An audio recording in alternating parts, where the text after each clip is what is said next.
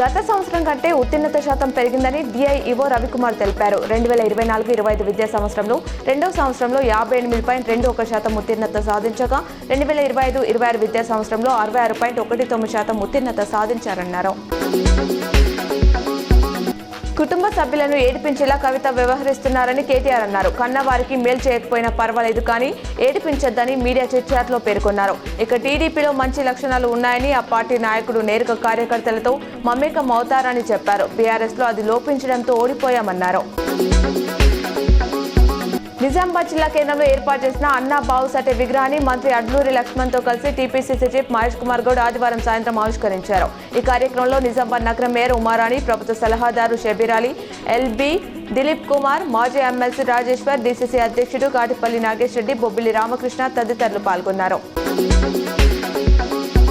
BRS పై MP Arvind Dharmapuri ఆదివారం hot comments చేశారు. తన దృష్టిలో రాజకీయంగా కేసీఆర్ అనే లీడర్ లేరని, బీఆర్ఎస్ అంతమైపోయిందన్నారు. బీఆర్ఎస్ అంటే కరప్షన్, డ్రగ్స్ అని విమర్శిస్తూ వాళ్ళతో బీజేపీ పొత్తు అనే అంశమే రాదని ఆయన వ్యాఖ్యానించారు.